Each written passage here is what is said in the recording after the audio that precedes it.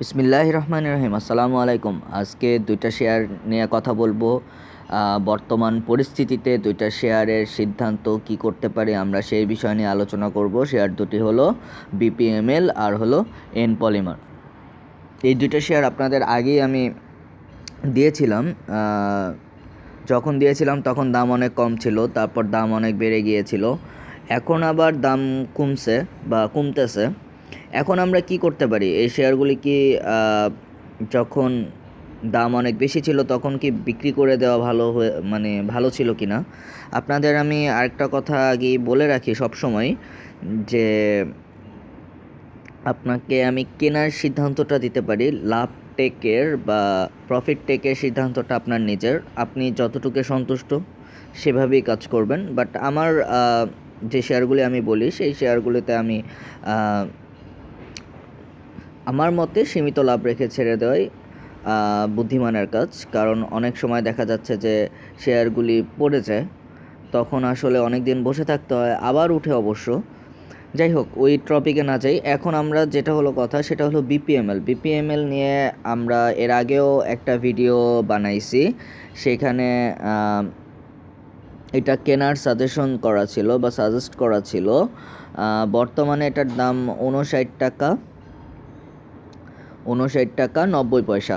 আচ্ছা, যখন আপনাদের বলেছিলাম তখন মেবি 44 টাকা বা 48 টাকা এরকম ছিল, 44 টাকা মেবি ছিল। তখন আপনাদের বলেছিলাম 44 সরি, এটা 70-72 পর্যন্ত কিন্তু উঠছে। এইবার কিন্তু 70-72 পর্যন্ত উঠছে। এখন আবার এটা 59 টাকা 90 পয়সা, বর্তমান রেট 59 টাকা 90 পয়সায় আছে।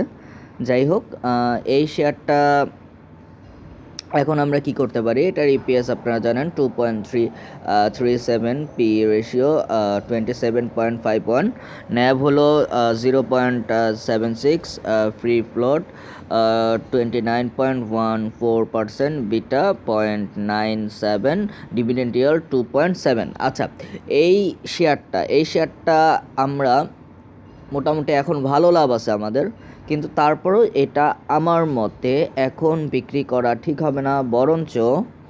বরঞ্চ আপনারা যদি পারেন ইনভেস্ট করতে, সেক্ষেত্রে আরও কিছুদিন পর আমার মনে হয় আরও 2-1 দিন এটা নেগেটিভ ট্রেন্ডে থাকতে পারে বা নেগেটিভ হতে পারে। সেক্ষেত্রে আরও 2-3 দিন পর আপনারা এটা আবার ইনভেস্ট করতে পারেন। এই শেয়ারটা খুব ইজিলি 80 বা 100 পর্যন্ত যাওয়ার কথা, এটার সেই সম্ভাবনা আছে। এটাও এর আগেও গিয়েছিল অবশ্য।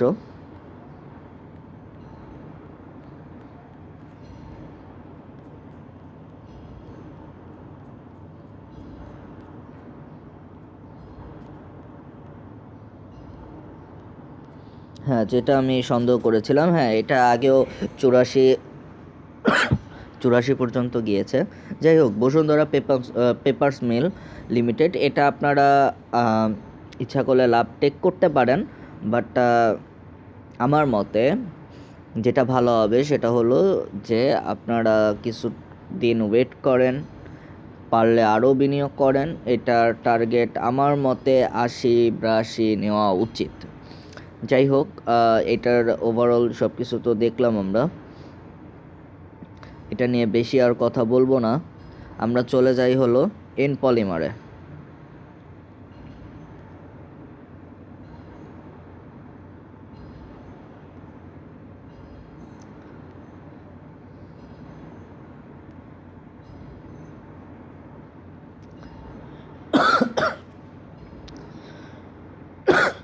দুঃখিত।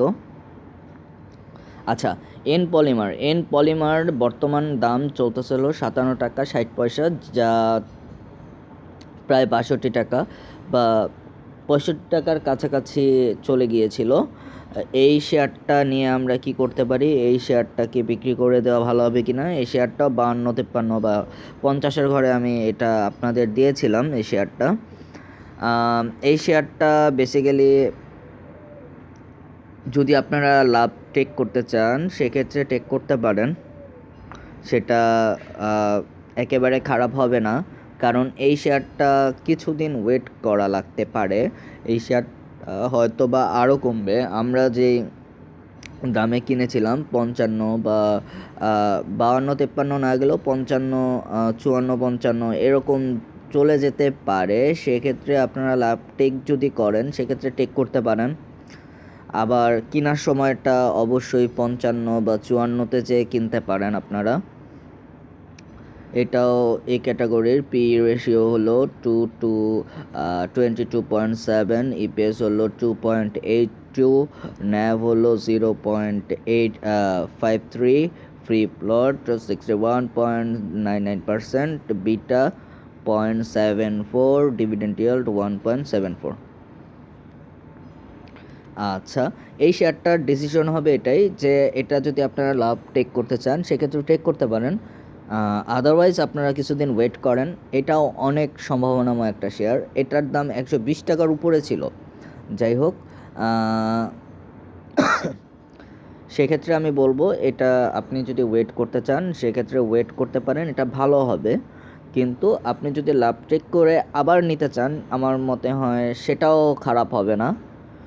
যাই হোক, আজকে এই পর্যন্তই। দুইটা শেয়ার নিয়ে কথা বললাম। আর আরেকটা জিনিস যেটা আপনাদের একটু রিমাইন্ডার করে দেওয়া উচিত বলে মনে করি সেটা হলো মিউচুয়াল ফান্ডের অবস্থা তো দেখতেছেনই। পুরো মার্কেট অনেক বড় কারেকশনে যাওয়ার পরও মিউচুয়াল ফান্ড কিন্তু তেমন একটা চেঞ্জ হয়নি, বরঞ্চ কিছু কিছু মিউচুয়াল ফান্ড কিন্তু কালকে বেড়েছে।